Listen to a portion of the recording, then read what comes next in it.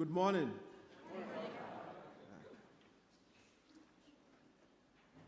This morning, our readings, particularly from 1 Samuel chapter 26 and Luke chapter 6, invite us to reflect on the virtues of love and mercy.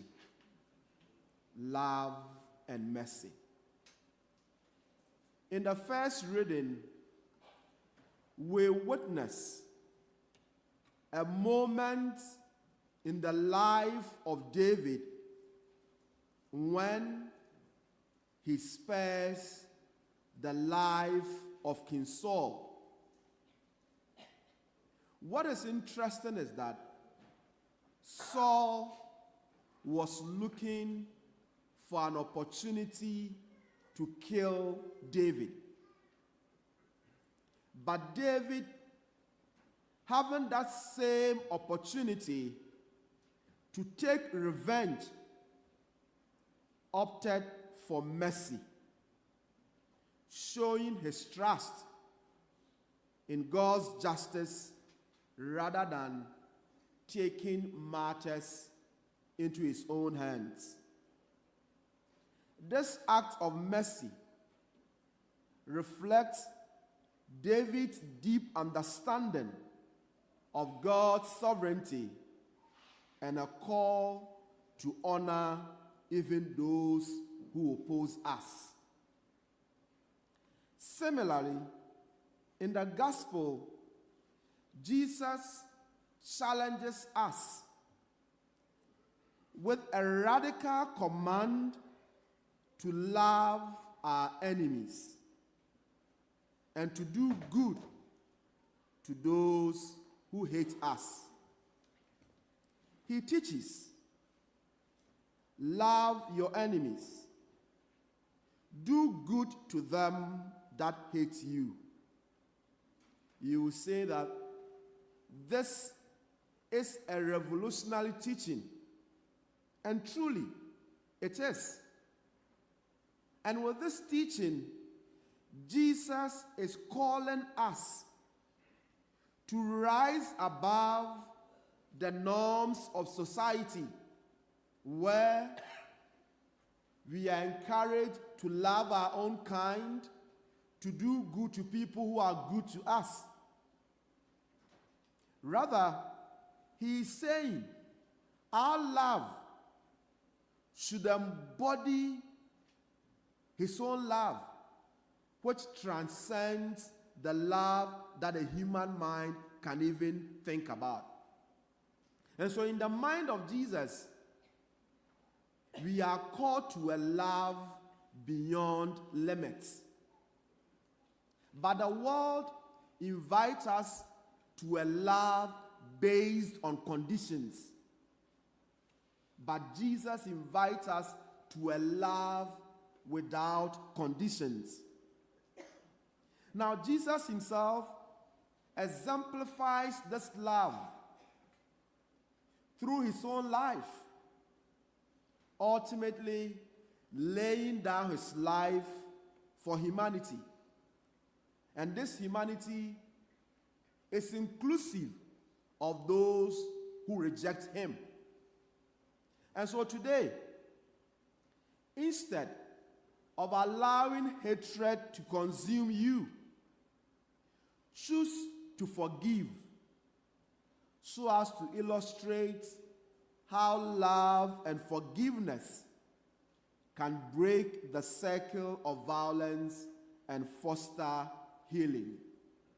And so, based on the readings of this morning and with the explanation I have given, I propose to you two practical lessons we can derive from these wonderful readings.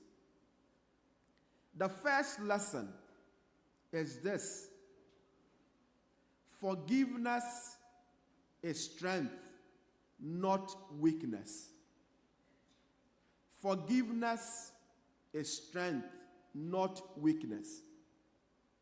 Now, this first lesson is drawn from the first reading through David's act of mercy, where he highlights the importance of forgiveness.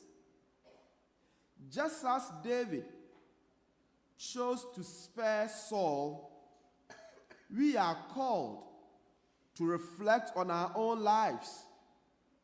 And today I challenge you, identify the people you need to forgive in your life. The truth is that holding grudges only weigh you down and prevent you from experiencing the fullness of God's love.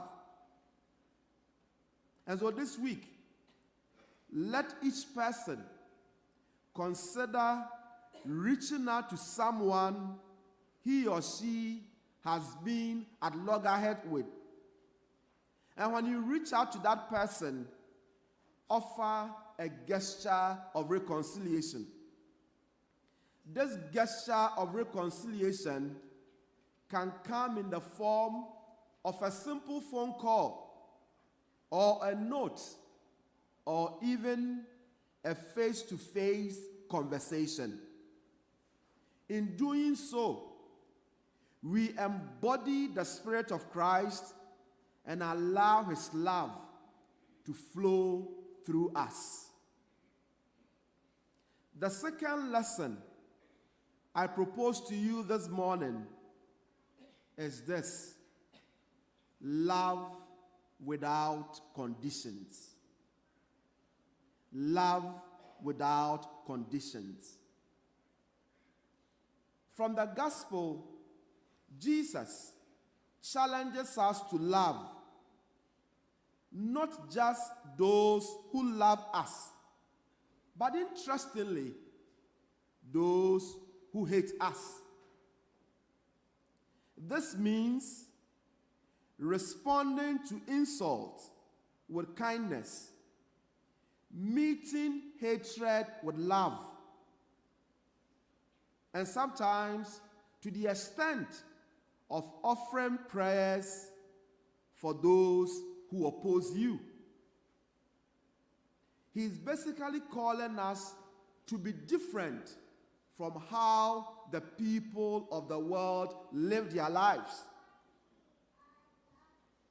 What are some of the practical things you can do?